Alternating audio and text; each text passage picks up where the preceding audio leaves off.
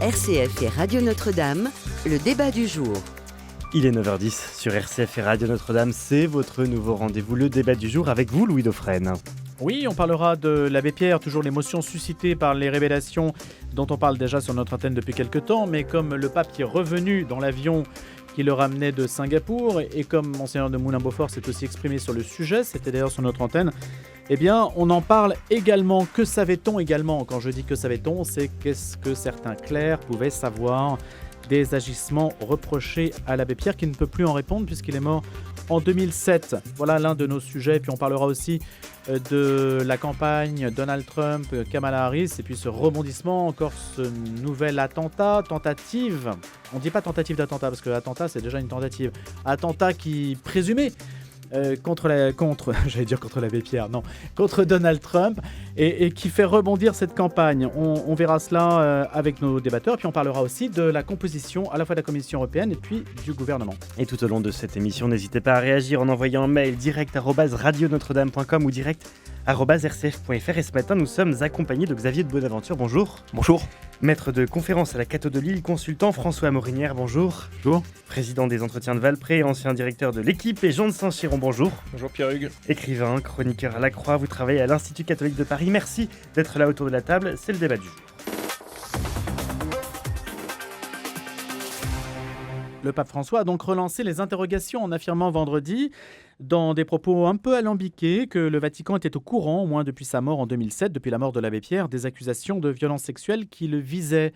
Et donc on se pose la question de savoir si, évidemment, c'était su et par qui, et puis dans quelle proportion la chose était sue. Ça pose la question de savoir, en écho à ce que disait Monseigneur Éric de Moulin-Beaufort, eh bien, si dès 1955-1957, quelques évêques au moins donc, ont su que l'abbé Pierre avait un comportement grave à l'égard des femmes, eh bien, s'il y avait eu une réaction par rapport à ça, ou si l'Église doit aujourd'hui s'expliquer sur son attitude, comme elle a essayé de le faire à plusieurs reprises, en tout cas depuis le rapport de la SIAZ, qui a été un geste extrêmement fort de l'institution pour marquer une rupture avec des usages peut-être antérieurs qui tendaient à dissimuler les choses. François Morinière, Jean de Saint-Chiron et Xavier de Bonaventure. Jean de Saint-Chiron, je fais écho à votre chronique dans la Croix, justement, sur le sujet. Oui, alors ma chronique avait une visée un petit peu plus large que de parler simplement de la figure de l'abbé Pierre, mais je pense que d'ailleurs c'est ce qui nous intéresse tous en réalité, parce que comme vous le disiez, l'abbé Pierre est au cimetière depuis quelques années, et le grand enjeu aujourd'hui, c'est que de tels faits, et en particulier une pratique de l'omerta telle qu'elle a été vécue dans l'Église pendant des décennies, disparaissent. J'ai bien aimé, j'ai été je dois dire, très agréablement surpris par la tribune de Monseigneur de Moulin-Beaufort, qui a l'habitude d'avoir une parole quand même assez libre sur le sujet depuis la SIAZ. Mais là, je n'avais jamais lu sous sa plume un texte aussi transparent, à mon avis, et aussi stimulant également pour l'ensemble de la société. Donc effectivement, comme vous le disiez à l'instant, effectivement, pour le coup, il clarifie les propos du pape François en soulignant, en affirmant que quelques évêques savaient dès les années 50. Donc là, quand on découvre ça, en fait, c'est abyssal de se dire que, évidemment, c'est 70 ans plus tard qu'on parle d'un évêque. On ne parle pas vaguement d'un secrétaire paroissial qui aurait découvert un geste déplacé. C'est-à-dire que le sommet de la hiérarchie de l'Église avait appris des choses et pourtant a décidé visiblement pendant des décennies de se taire. On pourra en reparler. Il y a une autre chose aussi assez forte dans la tribune de Monseigneur de Moulin-Beaufort, c'est qu'il invite le Vatican à faire preuve de transparence et à prendre exemple d'une certaine manière sur ce que fait l'Église en France depuis quelques années, c'est-à-dire à ouvrir les archives et être capable de dire des choses qui sont désagréables à dire. Parce qu'on ne peut pas dire que le pape François ait bien accueilli le rapport de la SIAZ. Voilà, ça on ne peut pas le dire, effectivement. Et que d'autres pays prennent exemple sur la SIAZ. Voilà. L'Italie, par exemple, n'envisage pas du tout de faire la même chose. Absolument. Et troisième élément, à mon avis, intéressant et fort dans la tribune de Monseigneur de Moulin-Beaufort, c'est qu'il invite aussi la société tout entière à se poser la question de sa responsabilité dans le silence assourdissant qui a entouré les révélations autour de l'abbé Pierre, puisque, comme il le répète à 2 reprises dans son texte, l'abbé Pierre a été pendant des années la personnalité préférée des Français. Donc en fait, le phénomène de starification qui entoure cette personne-là est très particulière et donc on ne peut pas la réduire à la question de la seule Église, parce qu'en réalité, il y avait sans doute un nombre important, et ce qu'on commence à découvrir le confirme, de personnes absolument étrangères à l'Église, non chrétienne, qui ont protégé également l'abbé Pierre au sein d'Emmaüs ou plus largement, pour ne pas affaiblir son statut d'icône et pour conserver un poids certain au combat social qu'il menait. Donc il y a une sorte de partage des responsabilités morales par rapport aux agissements de l'abbé Pierre. C'est-à-dire Voilà. que l'Église n'est pas seule face à ce dossier. Ah, certainement pas. Ça, c'est une certitude. Bah, c'était un homme François public. Morinière. C'était un homme public qui avait, pour ceux qui s'en souviennent, mais pour le moment, nous n'étions pas nés tous, il avait pris beaucoup de distance avec la hiérarchie de l'Église. C'était un électron libre qui était absolument hors de contrôle, dans une époque où l'Église vivait le post-68 et les actes de Vatican II. Donc, il faisait ce qu'il voulait, comme il voulait. Et, alors, je ne parle pas d'époque 55-57, parce que là, je pense que c'était une autre époque, mais à partir des années 80-90, voilà, c'était un homme totalement libre et l'Église ne le contrôlait plus. Donc, faut pas mettre sur le dos de l'Église toutes les responsabilités. Xavier Bonaventure. Oui, moi je souscris pas mal à ce qui a été dit. Je trouve qu'on peut retirer 3 enseignements de cette affaire. Bon, le premier, c'est la nécessité d'une compassion absolue à l'égard des victimes, même quand leur manifestation est tardive. Elles doivent être entendues, elles doivent pouvoir être consolées. Le deuxième point, je rebondis un peu sur ce que vous avez dit. Je trouve qu'on a un rapport malsain avec certaines personnalités dont on adule l'œuvre. C'est l'idée, au fait, un des commandements de la Bible, c'est de dire tu n'auras pas d'idole. Et en fait, je trouve tout aussi malsain l'attitude qui consiste à aduler complètement quelqu'un, à en faire au fond une sorte d'icône de perfection, que celle qui consiste à le jeter ensuite aux gémonies. Je pense qu'on doit être capable d'un équilibre. Ici, les révélations qui concernent l'abbé Pierre sont d'une particulière gravité. Mais je trouve extrêmement malsain, d'une manière générale, le fait d'idolâtrer totalement une personnalité, comme ça a pu être fait dans le cas de l'abbé Pierre, ou même dans le cas d'autres personnalités. La perfection n'est pas de ce monde, donc en fait, personne n'a vocation à être idolâtré, sinon Dieu. Et le troisième point, c'est qu'on lit des choses qui, moi, m'interpellent un petit peu, et là-dessus, j'ai trouvé que le communiqué du pape était pas si mal fait. Il faudrait, au fond, parce que, en raison d'imperfections humaines, dissocier l'homme de l'œuvre. Et je ne crois pas du tout à ça. Je crois que même une œuvre sainte peut être le fait d'un pécheur.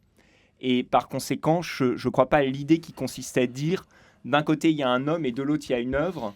Et quand l'homme est pécheur, il faut considérer que ce n'est pas son œuvre. Non, un homme pécheur peut accomplir une belle œuvre. Donc ne pas distinguer l'homme de l'œuvre et donc ne pas déboulonner les statuts sous prétexte que Alors, ne l'homme pas a déboulonner les fauté. statuts, je ne sais pas. Ça, pour moi, c'est un autre débat dans lequel je ne rentrerai pas. Pourtant, il est vif aujourd'hui et on voit un peu partout ouais.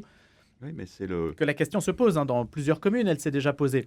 Alors, donc, François Morinière. c'est tout le problème de la juxtaposition à la fois de la compassion pour les victimes qui déclarent ces faits et la négation de tous les principes de justice en France, puisque le droit s'éteint quand un homme est mort, il y a des phénomènes de prescription et il y a la présomption d'innocence. Donc, si vous voulez, c'est d'un point de vue juridique la négation de tous les principes de droit, et c'était le principe de droit qui, justement, évite la vengeance privée. Le droit, ça sert à ça, et c'est pour ça qu'il y a des avocats, par exemple, qui défendent les pires criminels, parce qu'ils ont droit à être défendus. Donc là, on foule au pied tous les principes de droit. Donc c'est quand même un problème. Au regard de la justice, l'abbé Pierre est évidemment innocent.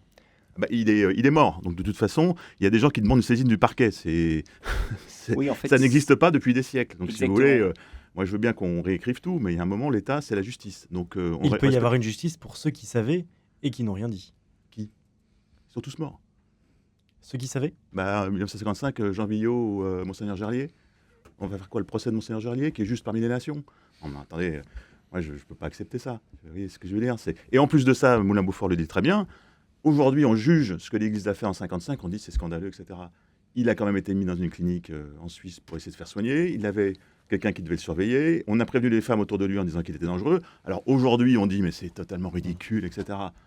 En 1955, aller envoyer l'abbé Pierre dans une clinique et le sortir de son organisation, on voit bien d'ailleurs dans le film, c'est une décision qui est très compliquée. Hein. Et d'ailleurs, c'est ce que dit Monseigneur de Moulin-Beaufort dans cette tribune dans le quotidien Le Monde, une réaction forte au regard des manières de faire. Exactement. De ce temps, dit-il. C'était il y a 70 ans ou 80 ans.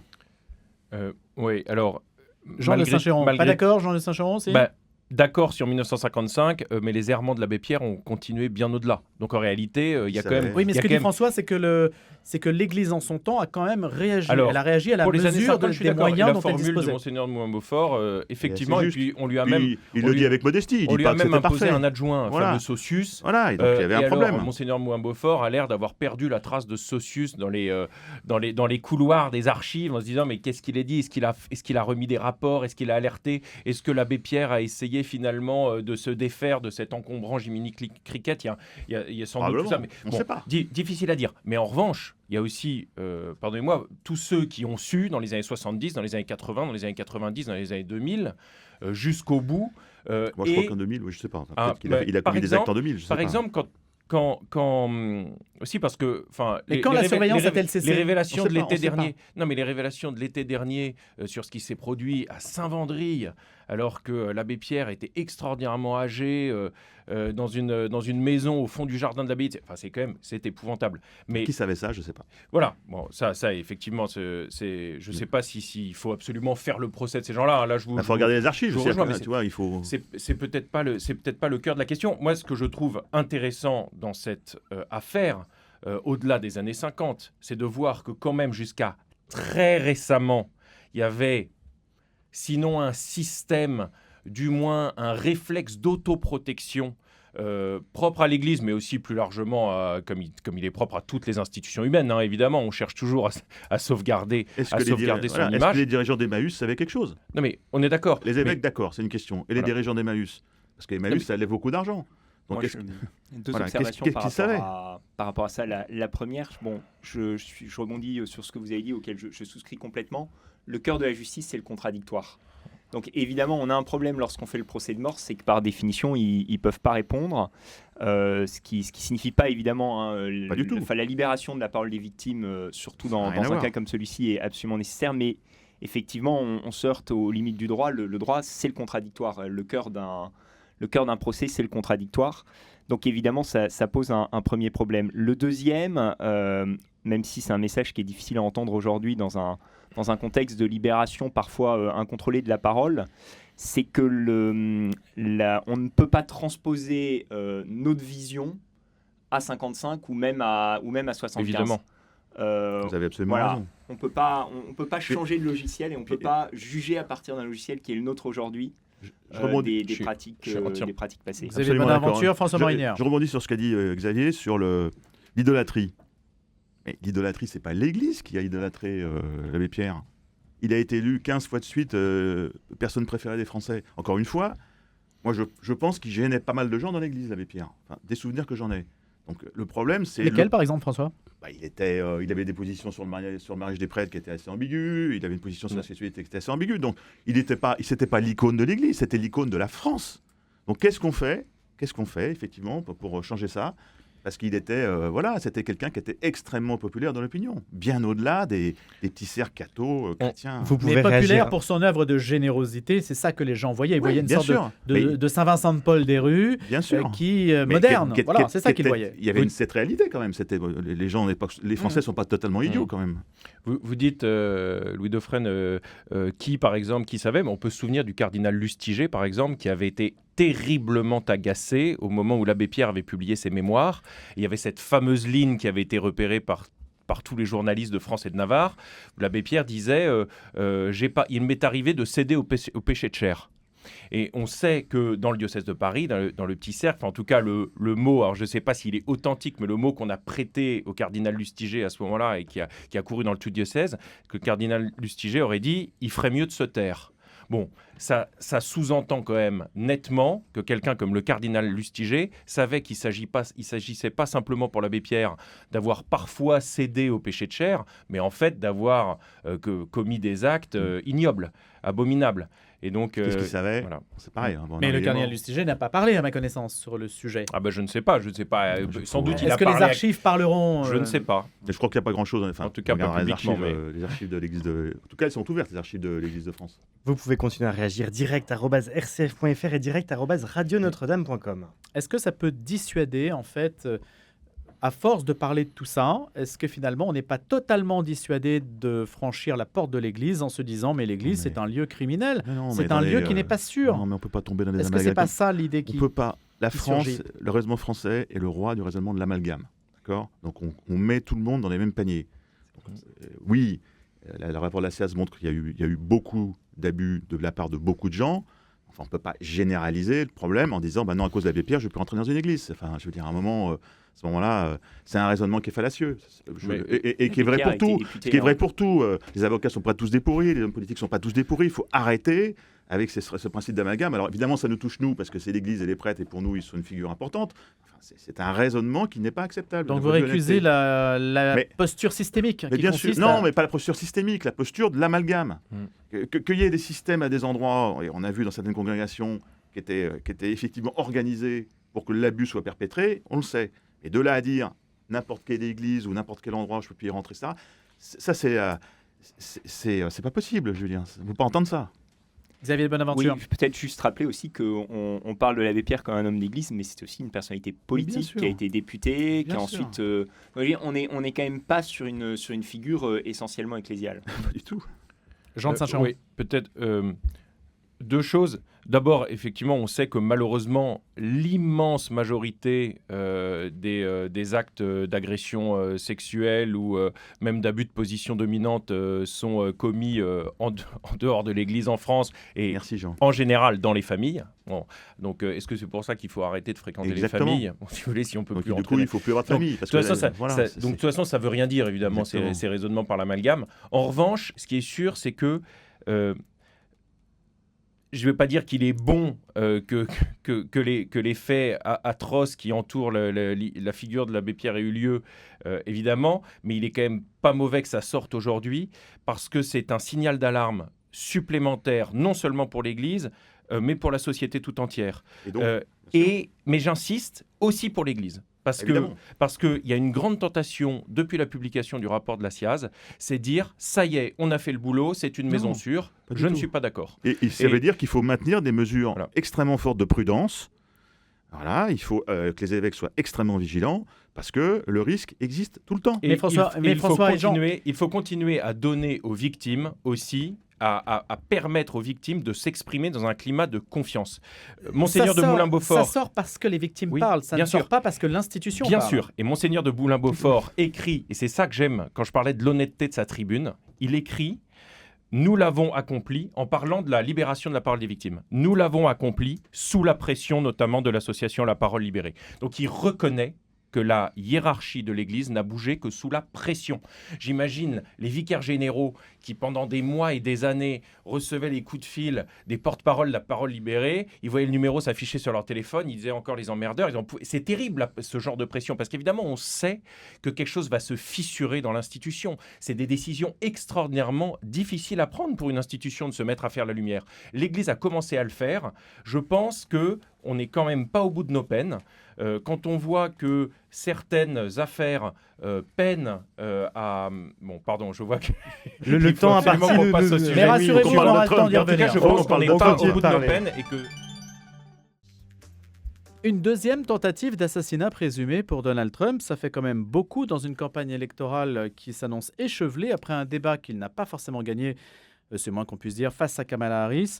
Eh bien, l'ancien président américain est reparti en campagne dans le Michigan, près des Grands Lacs, donc, et ce, 2 jours après, donc, après cette tentative d'assassinat présumé. Je dis présumé parce que le tireur n'a pas vraiment tiré, donc on ne sait pas trop exactement comment qualifier cet acte-là. Peut-être que d'ailleurs Xavier de Bonaventure peut nous renseigner sur la qualification qu'on doit donner à cet acte. Xavier ? C'est une tentative d'assassinat quand même de manière claire. Alors il faut après que la justice établisse la tentative d'assassinat. On est visiblement sur quelqu'un qui a un profil un petit peu déséquilibré. C'est pas tout à fait le même profil que la première tentative d'assassinat. Mais en tout cas, si on devait qualifier pénalement l'acte, c'est tentative d'assassinat. Avant d'échanger entre nous, je vous propose d'écouter Gilles Furigo. Gilles Furigo publie Baraka aux éditions Mareuil, l'attentat politique face aux caprices du destin. Alors il cite Napoléon, Louis-Philippe, Lincoln, Hitler, Kennedy, Jean-Paul II, Trump donc. Et les coulisses de ces attentats qui ont marqué l'histoire. Il a rejoint le SPHP, vous savez, le service de protection des hautes personnalités, en 81. Et il y a passé plus de 20 ans. Il l'a même dirigé en 2010. Bonjour Gilles Furigo. Oui, bonjour. Quel regard portez-vous sur cette tentative d'assassinat contre Donald Trump? Comment la qualifiez-vous? Alors déjà, bah oui, c'est une tentative d'assassinat, hein, ça ne fait aucun doute, puisque même si le tireur n'a pas tiré, il en a été empêché par les agents du secret de service. Alors là, on s'aperçoit que contrairement à la première tentative qui a eu lieu le 13 juillet, le secret de service a été très réactif, hein, puisque il y avait un précurseur qui était sur le trou suivant, hein, lorsque Trump jouait au golf. Et c'est ce précurseur qui a aperçu quelqu'un dans les fourrés. Il a sorti son arme, il a tiré et le tireur présumé s'est enfui. En régime démocratique, Gilles Furigo, si on exclut les figures, une partie des figures que je viens de citer, est-ce qu'en régime démocratique, les tentatives d'assassinat sont si nombreuses que ça? Eh bien, elles sont. Regardez, en France, nous avons eu quand même trois assassinats de chefs d'État, hein, de deux présidents de la République et le roi de Yougoslavie en 40 ans, donc entre 1894 et 1934. Donc ça peut arriver, effectivement. Les États-Unis ont eu quatre présidents qui ont été assassinés. C'est quelque chose qui fait partie malheureusement du spectre, et on s'aperçoit aussi aujourd'hui que la violence est de plus en plus courante. Elle se déplace vraiment dans le processus démocratique. Est-ce une violence qui vient plus de la gauche ou de la droite? Là, c'est un peu, bon, c'est une question un peu compliquée, qui est plus une question de chroniqueur politique que de responsable d'un service de sécurité, si vous voulez. Ah bah oui et non, parce Nous, qu'à c'est l'époque quelque des chose. attentats anarchistes, par exemple, il y avait une motivation politique qui pouvait être identifiée. Là, on a un petit peu de mal à identifier la motivation politique. Bon, en l'occurrence, là, sur ce cas, on est plutôt sur quelqu'un qui ne jouit pas de toutes ses facultés. Moi, ça me fait penser un peu à l'attentat contre Ronald Reagan. Vous savez, quand Hinckley, qui voulait attirer l'attention de Jodie Foster, a tiré sur le président Reagan. Donc, on n'est pas sur euh, on n'est pas exactement sur la même configuration que l'attentat de Butler, par exemple, du 13 juillet, où l'individu voulait vraiment tuer Trump pour des raisons, j'allais dire, politiques. Là, les raisons sont un peu fumeuses. Il parle de l'Ukraine, il parle de tout un tas de positions qu'aurait pu avoir Donald Trump, en sachant qu'il avait lui-même été, je crois même qu'il a voté pour Donald Trump à certains moments. Dernière question, Gilles Furigo. Les services de protection français sont-ils mieux armés, plus professionnels que les services américains? On sait que la France, dans certaines disciplines d'ordre militaire, eh bien, a une réputation mondiale. Est-ce que c'est le cas? Bah, la France, effectivement, a une bonne réputation. Mais vous savez, en matière de protection rapprochée, il faut être très, très humble, parce que tout peut arriver à tout moment. Donc voilà, c'est quelque chose. Et le gros problème pour un service de sécurité, c'est la routine. Et ça, je pense que c'est ce qu'on a vu lors de l'attentat de Butler, où la routine des déplacements a fait que la sécurité a un peu levé le pied. Merci beaucoup. Gilles Furigo, ancien patron du SPHP et qui publie donc Baraka sur l'attentat politique face aux caprices du destin. Je renvoie nos chroniqueurs et nos débatteurs à cette question. Donald Trump a essayé peut-être de politiser les choses. Il a dit, à cause de ce discours de la gauche communiste, les balles sifflent et cela ne va faire qu'empirer, a-t-il dit. François Morinière, qu'en pensez-vous? C'est de bonne guerre. Donc il se fait tirer dessus, donc il exploite tout ce qu'il peut pour essayer de mettre la pression sur Madame Harris. Donc voilà, c'est aussi une forme de guerre. Donc il est tacticien et donc il exploite à juste titre pour son électorat ce qu'il subit, qui est quand même pas négligeable. Après, est-ce que ça change les lignes?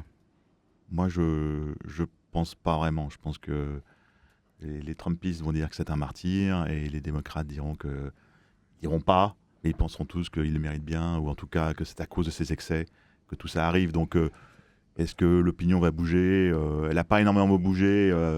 Enfin, elle a bougé un peu avant la convention démocrate, puis l'arrivée d'Harris a annulé l'effet. Donc là, est-ce que ça va avoir de nouveau un effet sur faire bouger les lignes? Je suis pas sûr, mais je suis pas un expert. Hein. Un attentat contre un candidat à la présidentielle ne suffit pas à réunir l'ensemble de la société américaine. Je crois que c'est trop il est tellement clivant. Enfin bon, je suis pas expert. Mais vous avez le droit de donner votre avis, vous êtes même là pour ça, François. Ouais. Non, mais Vous avez une bonne aventure. Je suis pas expert non plus, et c'est très difficile de transposer nos schémas de pensée à un autre continent. Moi, je note quand même plusieurs choses. D'abord, il y a une électrisation de la campagne. Je ne suis pas sûr, hein, j'ai peu de recul là aussi sur ces éléments, mais je ne pense quand même pas qu'il y ait eu aux États-Unis une campagne aussi violente, aussi radicale depuis fort longtemps.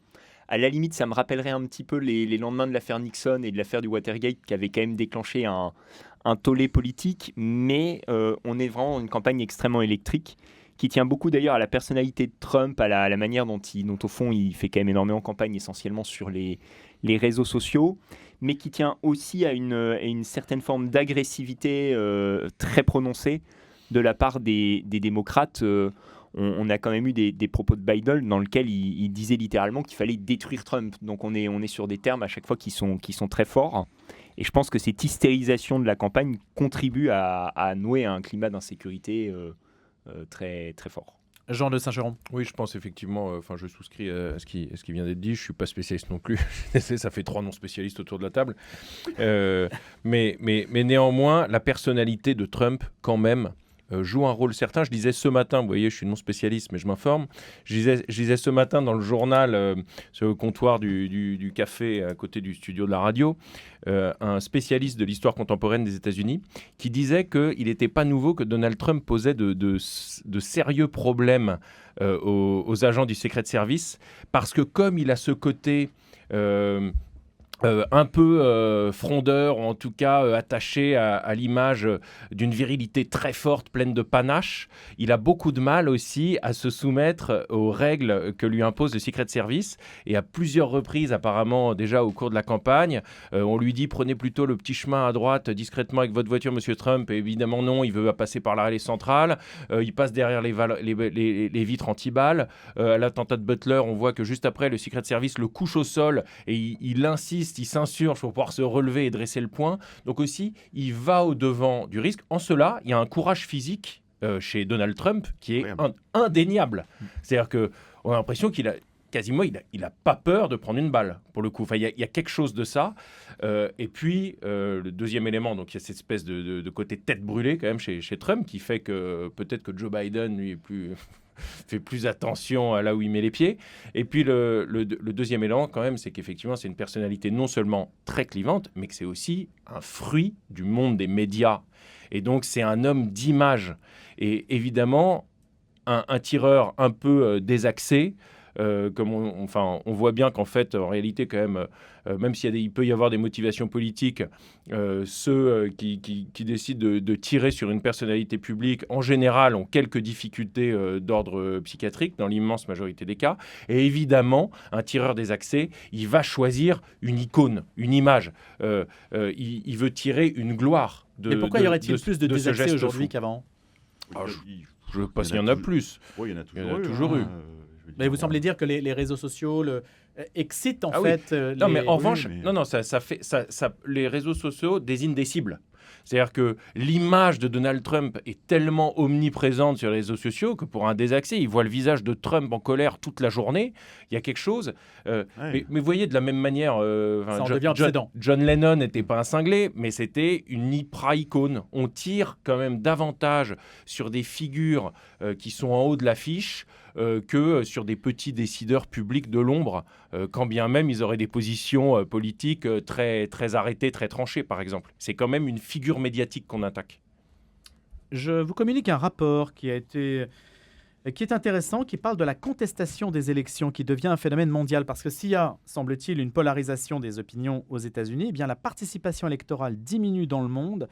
Et ce recul se conjugue à une contestation des résultats des élections, ce que l'on risque d'avoir d'ailleurs aux États-Unis. Entre 2008 et 2023, la participation électorale a chuté de 10 points de pourcentage, selon donc ce rapport qui est publié par une organisation intergouvernementale internationale située à Stockholm. Et aux États-Unis, 3 indicateurs sont en recul par rapport à 2015, la crédibilité des élections, les libertés civiques et l'égalité politique. Ça, c'est un signe des temps. Comment les voyez-vous, François Morinière, Xavier de Bonaventure, Jean de Saint-Chéron ? C'est un signe inquiétant. Ça veut dire qu'on contourne le débat démocratique par d'autres formes d'action qui sont... alors, elles peuvent être juridiquement fondées. Je pense qu'au Venezuela, on ne peut pas contester à l'opposition le droit de faire valoir ses droits face à une élection qui a été truquée. Donc, il faut aussi garder raison. Après, voilà, c'est ce qui s'est passé au Capitole après l'élection de Trump. Il menace déjà, il brandit la menace en disant de toute façon, si je ne suis pas élu, vous allez voir ce qui va se passer. Voilà, donc c'est un levier et qui, comme dit Jean, qui est très facilement actionnable par les réseaux sociaux, qui n'existait pas à l'époque. Donc c'était plus difficile, si vous voulez, de mobiliser les gens de cette manière-là. Il y avait la rue, il y avait les manifestations, mais enfin, à un moment donné, en 68, quand les élections le général de Gaulle a gagné les élections, tout le monde est rentré à la caserne, donc, ou à l'université. Donc vous voyez que ça aussi, je pense que c'est un des conséquences de la communication Internet, des réseaux sociaux. Mais d'où vient cette perception que moins de la moitié de la population américaine, 47%, estiment que les élections de 2020 ont été libres et équitables? Parce qu'il y C'est a quand même aujourd'hui, ahurissant. oui, mais le pays est fracturé en deux, et donc vous savez, la moitié des gens, j'imagine, qui sont dans une forme de, c'est pas du conspirationnisme, mais enfin, qui mettent en cause les élections. Ouais. Mais Ça, François, vous qui aimez le sport, le foot par exemple, on peut perdre un match, mais accepter les règles du jeu du foot. Bien Il y a sûr, peut-être un problème aussi qui tient à la physionomie des États-Unis, c'est qu'en fait, le sélection système des directe, grands ouais. électeurs fait Très juste, que très juste. vous pouvez parfaitement être élu président de la République sans avoir eu démocratiquement le plus de voix. Et d'ailleurs, c'est déjà arrivé. c'était, pour Trump en tout cas, c'était quasiment le cas. Donc en tout cas, c'est difficile de départager, mais populairement, on peut penser que Trump était réélu. Et Bush a été élu comme ça aussi. Oui, Voilà. c'était le cas pour Bush de manière claire. pour le coup. Exactement. Donc en fait, c'est quand même complexe parce que évidemment, c'est un système qui peut conduire à une certaine forme de sentiment de mauvaise représentativité. Mais après, c'est Oui. quand même les hommes politiques qui donnent le là, si vous voulez. À partir du moment où l'exemple vient du haut, les poissons pour ouvrir la tête. Donc si vous commencez par dire le soir d'élection, je ne suis pas d'accord, on va contester, quel message vous envoyez? Ouais. Pourquoi ça s'est pas produit au moment de Bush? C'est parce que Kerry ne s'est pas mis à taper du poing sur la table comme un cinglé en disant on m'a volé l'élection. Voilà. Ce que Trump a fait pendant des semaines sur les réseaux sociaux. Et donc il manipule les gens. Enfin, en tout cas, il envoie une opinion répétée, comme dit Jean, et donc à force, les gens finissent par le croire. Si vous voulez que je vous dise, les gens, ils croient ce qu'on leur raconte. Hein. Jean de Saint-Chéron, Xavier de Bonaventure, François Morinière. Le débat du jour continue, on attend toujours vos réactions par mail direct@radionotre-dame.com et direct@rcf.fr. La composition du gouvernement, on attend que des noms sortent et qu'on ait une composition précise, mais c'est aussi à Bruxelles que les choses se passent. Vous avez vu que le Français Thierry Breton avait claqué la porte de la Commission européenne lundi, se disant désavoué par la présidente Ursula von der Leyen avant que l'Élysée propose de le remplacer par Stéphane Séjourné. Un départ fracassant, dit-on, de Thierry Breton, qui ne remet pas en cause la présentation prévue donc des futurs commissaires et de leur portefeuille. Qu'est-ce qu'on peut tirer comme leçon de cette histoire de l'épisode Thierry Breton? Et puis, est-ce qu'aujourd'hui, la Commission européenne et le gouvernement français, finalement, sont face à une tâche qui est assez comparable? Jean de Saint-Chéron, Xavier de Bonaventure, François Morinière. François? Je crois que faut revenir sur l'éditorial ce matin de Jacques Luzine dans Les Échos, qui explique très bien que c'est une défaite pour la France, parce qu'on perd un commissaire de poids qui avait une grande aura internationale, et qu'on va mettre à la place quelqu'un qui est beaucoup moins costaud, qui connaît moins les dossiers. Et donc c'est une négo qui s'est retournée contre nous pour des raisons qui sont connues, qui sont effectivement la relation difficile entre M. Breton et Mme von der Leyen. Mais c'est pas la première fois qu'il y a des commissaires qui ne sont pas forcément en accord avec le président de la commission. Et donc là, visiblement, la négo s'est faite. Et donc, voilà, on va voir les attributions. Mais c'est quand même un peu fort de café, oui. Xavier de Bonaventure. Bah oui, je souscris complètement. En réalité, normalement, c'est le président de la République qui désigne le commissaire européen et pas la présidente de la Commission européenne. Ça traduit, à mon sens, un recul de souveraineté sur un terrain sur lequel Emmanuel Macron avait encore conservé un petit peu d'influence, qui est le terrain européen.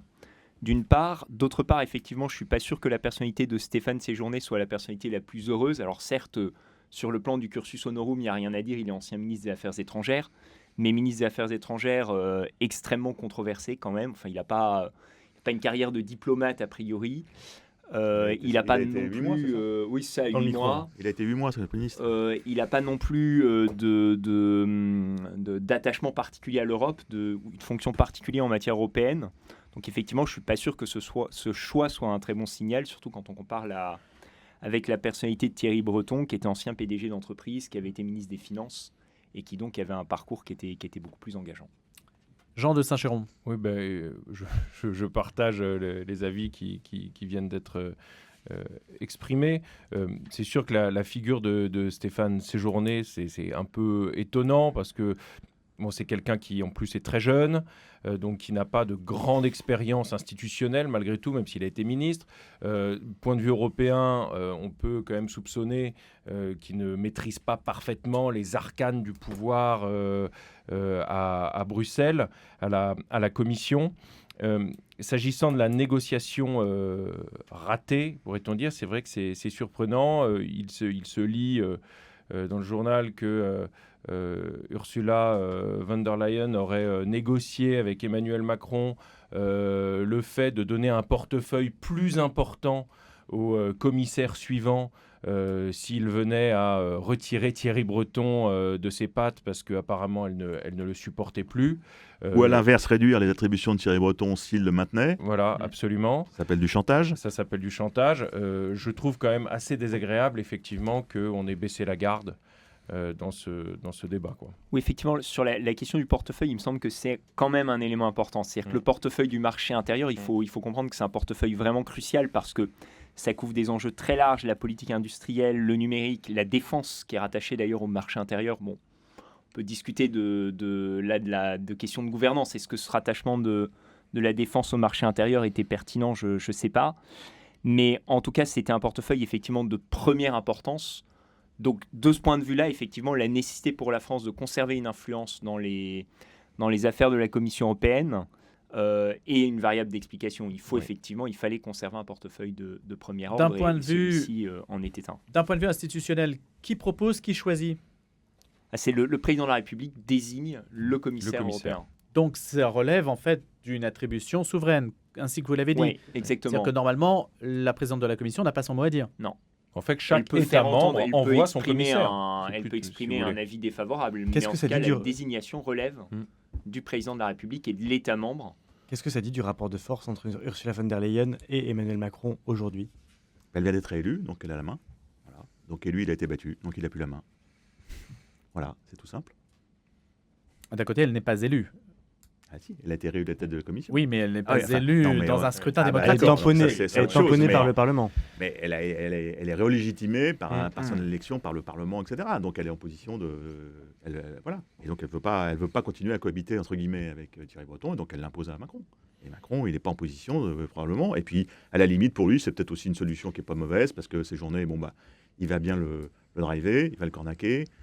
Donc c'est peut-être, voilà, c'est probablement pour lui une solution de repli qui est, à titre personnel, pas mauvaise. Mais bon, la France, derrière ça, c'est plus compliqué quand même. Donc, perte d'influence de la France, estimez-vous, ou du moins la France qui perd un élément important de son influence à Bruxelles. Oui, enfin, c'est pas une très bonne nouvelle. Après, bon, il y a d'autres moyens d'influencer Bruxelles. Et puis, on a quand D'autant même... qu'il s'était beaucoup investi sur le Puis on a numérique. quand même, en alors, particulier. supposé qu'il reste un moment, on a quand même à Métignon, alors là, ce coup-ci, un grand expert des questions européennes, parce qu'il a été commissaire, il a négocié le Brexit, donc on a... D'ailleurs, c'est pour ça que je pense qu'il a laissé faire le sujet, parce qu'il connaît parfaitement Bruxelles, il le connaît 1000 fois mieux que ses journées, et donc, voilà, on a quand même quelqu'un qui sait comment Bruxelles marche. Y compris d'ailleurs dans la négociation qu'il va y avoir sur l'histoire du dépassement du budget, et la note qu'on doit envoyer, pour laquelle on est en retard, etc. Donc là, ça va être quand même... en partie Michel Barnier qui va être à la manœuvre. L'expérience européenne est un point clé aujourd'hui dans le cursus, dans le choix d'un Premier ministre. C'est une chose Oui, je pense que c'est important. qui semble clé. Après, il y a d'autres critères. comprend. On a bien vu qu'il y avait d'autres critères qui rentraient en ligne de compte. C'est un Premier ministre, hein, mon Ce qui cher, est sûr, mon c'est cher que Louis. Michel Barnier a donné son aval, évidemment, au choix d'Emmanuel Macron. Et puis c'est une façon de dire, comme très bien expliqué par Cécile Cornudet ce matin dans Les Échos, c'est je te laisse choisir le commissaire, par contre les ministres. Voilà, donc tout ça, c'est des jeux qui perd gagne. Alors justement, qui peut choisir que peut choisir ou qui peut être choisi par Michel Barnier? C'est la question de cette semaine, Xavier de Bonaventure. Mais d'abord, il faut quand même rappeler les règles. L'article 8 de la Constitution, il est d'une limpidité absolue. Le président de la République nomme le Premier ministre et nomme sur proposition du Premier ministre les membres du gouvernement. Alors on a effectivement une forme d'exception, mais qui est une exception en réalité conventionnelle, en période de cohabitation, où là, le principe, c'est que le président de la République se met en retrait. Le Premier ministre retrouve un pouvoir de proposition en réalité très fort, avec un président de la République qui a quasiment compétences liées, sauf normalement, éventuellement, avec un droit de veto sur les portefeuilles du domaine réservé, les affaires étrangères, la défense et, dans une moindre mesure, l'intérieur et la justice. Je crois que se pose aussi la question de la légitimité de la personne qui nomme. Donc on a un décalage entre le texte et la pratique politique. Et là, évidemment, il y a une querelle de légitimité entre le Premier ministre qui arrive un petit peu auréolé d'une certaine puissance et le président de la République à qui on demande nécessairement une forme de mise en retrait compte tenu du contexte politique. Donc ça paraît relativement logique que Michel Barnier ait une marge de manœuvre très importante pour composer son gouvernement. D'autant qu'on peut rappeler que la situation est quand même pas très amusante aujourd'hui pour le coup pour Emmanuel Macron, puisque les socialistes ont annoncé hier qu'ils ne s'opposeraient pas à la proposition faite par la France Insoumise de soumettre au vote de l'Assemblée nationale une proposition de destitution du président de la République. Donc c'est quand même c'est un geste. Mais ils voteront contre. Ils voteront contre, Bien sûr, mais ils ne s'opposeront pas au bureau. Donc ça veut dire que la proposition sera soumise au vote de l'Assemblée nationale. Bien évidemment, je pense qu'elle ne passera pas parce qu'il faut une majorité des 2/3 de l'Assemblée, donc ça semble absolument impossible.